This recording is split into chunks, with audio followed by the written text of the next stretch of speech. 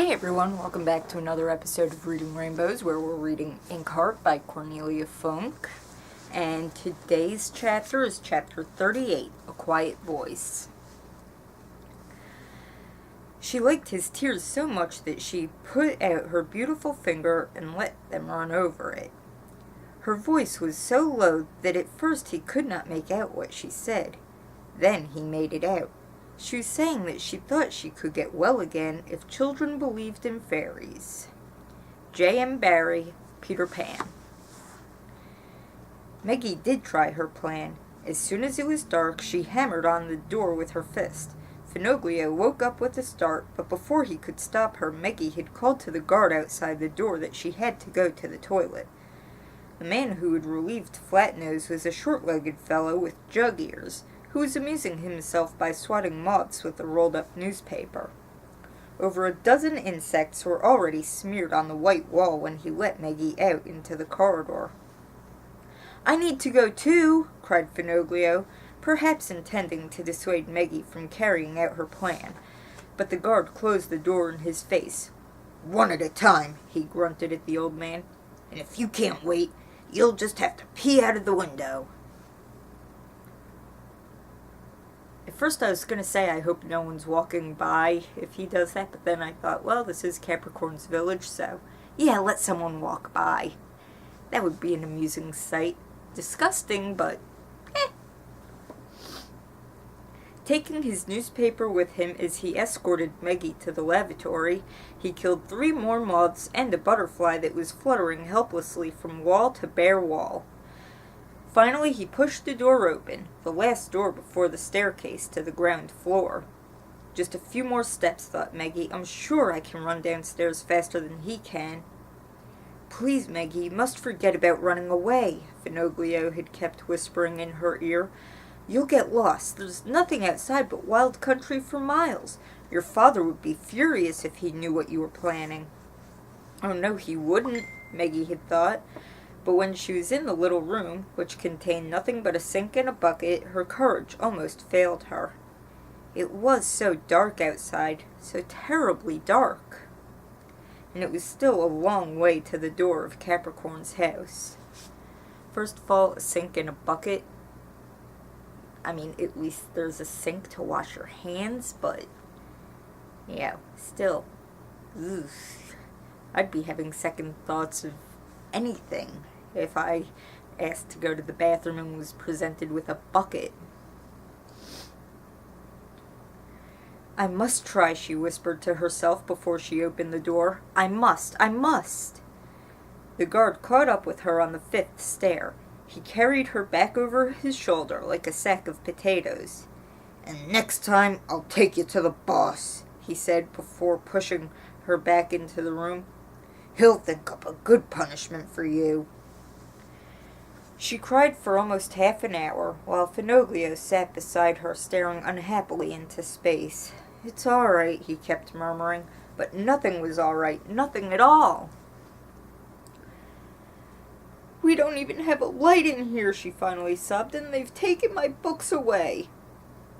At that, Finoglio reached under his pillow and put a flashlight in her lap. "I found it under my mattress," he whispered, "with a few books, too. Who would have thought someone had hidden them here?" Darius, the reader. Meggie could remember how the thin little man had come hurrying up to the nave of Capricorn's church with his pile of books. The flashlight must surely be his. How long had Capricorn kept him prisoner in this bare little room? "There was a blanket in the cupboard as well," whispered Finoglio. "I put it on the top bunk for you. Can't get up there myself, I'm afraid. When I tried, the whole thing swayed like a ship at sea." "I'd rather sleep in the top bunk anyway," murmured Meggie, rubbing her sleeve over her face. She didn't want to cry anymore. It was no good anyway. Finoglio had put some of Darius's books on the bunk, along with a blanket for her. Meggie carefully laid them out side by side. They were almost all books for grown-ups. A well-worn thriller, a book about snakes, another about Alexander the Great, the Odyssey. The only books for children were a collection of fairy tales and Peter Pan, and she had read Peter Pan at least half a dozen times already. Outside, the guard struck out with his newspaper again, and below her Finoglio tossed and turned restlessly on the narrow bunk. Maggie knew she wouldn't be able to sleep, so there was no point in even trying. Once again she looked at the strange books, closed doors, all of them. Which should she open? Behind which of them would she forget all of this? Basta and Capricorn, Inkheart, herself, everything. She put aside the thriller and the book about Alexander the Great, hesitated, and picked up the Odyssey. It was a worn little volume.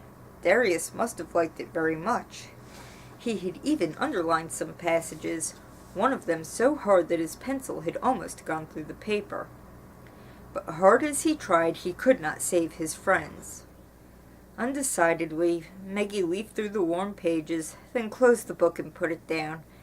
No, she knew the story well enough to realize that she was almost as afraid of the Greek heroes as she was of Capricorn's men. She wiped a lingering tear away from her cheek and let her hand hover over the other books. Fairy tales. She wasn't particularly fond of fairy tales, but the book looked attractive. The pages rustled as Maggie browsed through them. They were thin as tracing paper and covered with tiny print. There were wonderful illustrations of dwarves and fairies, and the stories told tales of mighty beings tall as giants, strong as bears, even immortal. But they were all malignant. The giants ate human beings, the dwarves were greedy for gold, the fairies were malicious and bore a grudge. No, Maggie turned the light on the last book, Peter Pan. And I just want to pause here to say that, yeah, I kind of feel for Maggie. Like, I understand. Yeah, it's like, yeah, well, I want to read a book to escape into another world and just forget everything. But, you know, every book you look at is like, no, that's not right. No, that's not quite right either. You know, it's hard to find just that right book that, you know, will help you forget whatever's going on around you, but it's still interesting. So, you know, I feel for Maggie. The fairy in that book wasn't very nice either, but at least Maggie knew the world awaiting her between its covers very well.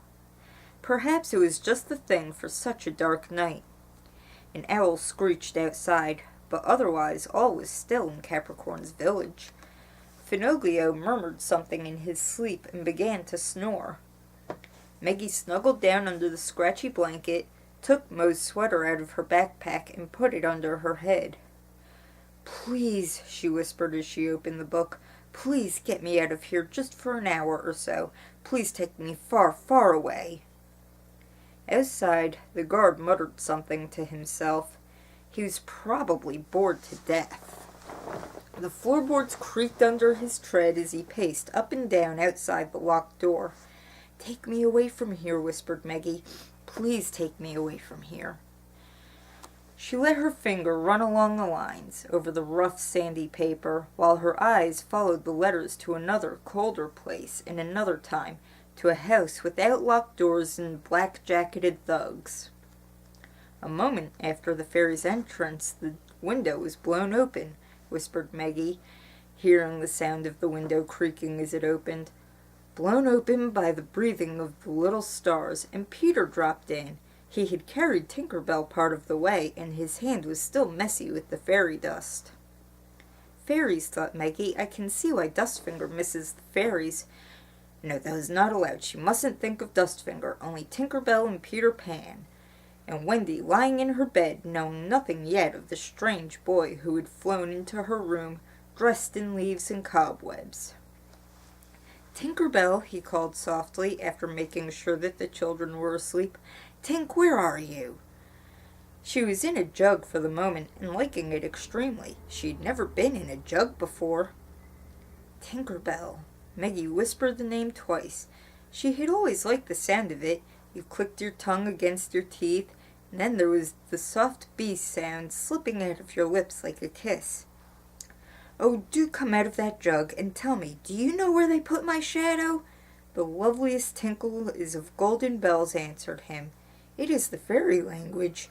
You ordinary children can never hear it, but if you were to hear it, you would know that you had heard it once before.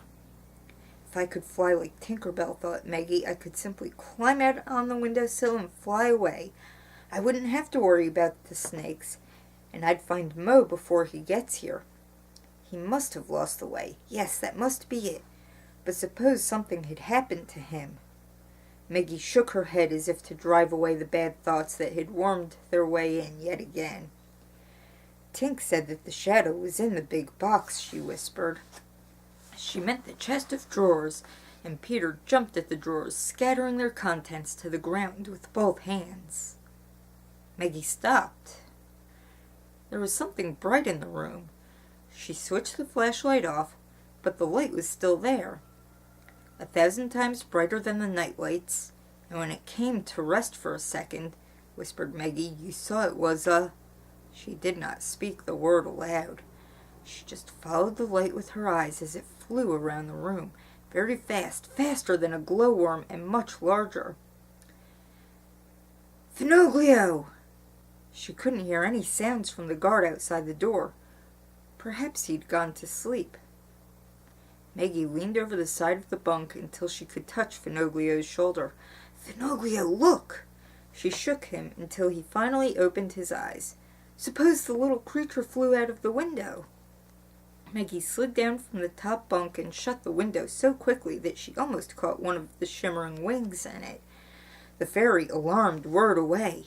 Maggie thought she heard an indignant chirrup. So Maggie finally succeeded in reading something out of a book. Yeah, I mean, can you just imagine?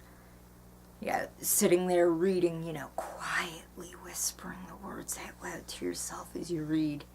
And then all of a sudden, there's the thing that you were just thinking of, picturing, imagining, wanting, reading, There's that person, that object, that whatever, come to life, come out of the pages for the very first time.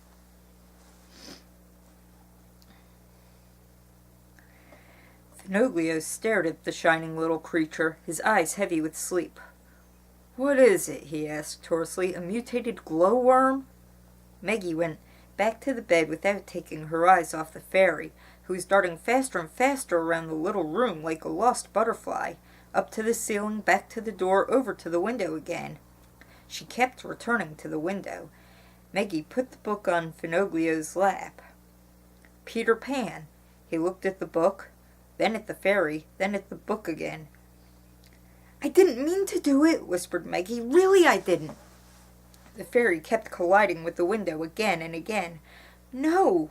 Maggie hurried over to her. You mustn't go out. You don't understand.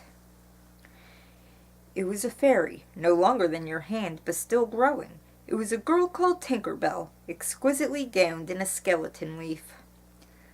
Someone's coming! Finoglio sat up in such a hurry he hit his head on the top bunk. He was right. Out in the corridor, footsteps were approaching, rapid, firm footsteps. Maggie retreated to the window. What did it mean? It was the middle of the night. Perhaps Mo's arrived, she thought. Mo is here. Although she didn't want to feel glad of it, her heart leaped with joy. Hide her, whispered Finoglio. Quick, hide her. Maggie looked at him, confused. Of course, the fairy. They mustn't find her. Maggie tried to catch Tinkerbell, but the fairy slipped through her fingers and whirred up to the ceiling, where she hovered like a light made of invisible glass. The footsteps were very close now. Call that keeping watch? It was Basta's voice. Maggie heard a hollow groan. He'd probably woken the guard with a kick. Unlock that door and get a move on. I don't have forever. Someone put a key in the lock. That's the wrong one, you dozy idiot. Capricorn wants to see the girl, and I'll tell him why he's had to wait so long. Maggie climbed up on her bed. The bunk swayed alarmingly as she stood on it. Tinkerbell, she whispered, please come here. But as she reached out her hand, the fairy flew back to the window, and Basta opened the door. Hey, where did that come from? he asked, standing in the doorway. It was years since I saw one of those fluttery things. Maggie and Finoglia said nothing. What was there to say? You needn't think you can wriggle out of telling me. Basta took off his jacket and went slowly over to the window, holding the garment in his left hand. You stand in the doorway in case it gets away from me, he told the guard. If you let it get past you, I'll slice off your ears. Leave her alone! Maggie slid hastily down from the bed again, but Basta moved faster. He threw his jacket. Tinkerbell's light disappeared, snuffed out like a candle. There was a faint twitching under the jacket as it fell to the floor. Basta picked it up carefully, holding it together like a sack, went over to Maggie and stopped in front of her. Well, sweetheart, let's hear your story, he said in a menacingly quiet voice. Where did that fairy come from? I don't know, uttered Maggie without looking at him. She was just suddenly here. Do you really think you can get away with that, Maggie? Yeah. Oh, I was asleep and just all of a sudden a fairy appeared. Yeah, that's not gonna work. Basta looked at the guard. Ever seen anything like a fairy in these parts? He asked. The guard raised the newspaper, to which a couple of dusty moth wings were still clinging, and slapped the doorframe with it, smiling broadly. No, but if I did, I'd know what to do about it, he said. You're right, those little creatures are as troublesome as midges, but they're supposed to bring luck. Basta turned back to Maggie. Now then, out with it. Where did she come from? I'm not asking you again. Sorry, it's hard to do that voice. Maggie couldn't help it. Her eyes strayed to the book that Finoglio had dropped. Basta followed her glance and picked it up. Oh, fancy that, he murmured as he looked at the picture on the cover. The artist had produced a good likeness of Tinkerbell. In real life she was a little paler and a little smaller than the picture suggested, but of course Basta still recognized her. He whistled softly through his teeth, then held the book close to Maggie's face. Don't try telling me the old man read her out of this, he said. You did it. I'll bet my knife you did it. Did your father teach you how, or have you just inherited the knack from him? Well, comes to the same thing. He stuck the book in his waistband and grasped Maggie's arm. Come along, we're going to tell Capricorn about this. I was really supposed to get you to just meet an old acquaintance, but I'm sure Capricorn will have no objection to hearing such interesting news. Has my father come? Maggie did not resist as he forced her out of the door. Basta shook his head and looked ironically at her. Him? No, he hasn't turned up yet, he said. Obviously, he thinks more of his own skin than yours. I wouldn't be pleased with him if I were you. Maggie felt two emotions at once. Disappointment as sharp as a prickle, and relief. I'll admit, I'm rather disappointed in him, Basta continued. I swore he'd come looking for you, but I guess we don't need him anymore, right? He shook his jacket, and Maggie thought she heard a quiet, desperate tinkling. Lock the old man in, Basta told the guard, and if you're snoring again when I get back, it will be the worse for you. Then he hauled Maggie down the corridor. So that's the end of that chapter. So now we know that Maggie is, in fact, capable of reading things out of books, but she couldn't have picked a worse time to do it. I mean, come on. You're a prisoner in Capricorn's village, and you just had to read out loud. I mean, sure, it was whispering, but still, it was out loud. Well, we'll find out what happens next time. Have a great day.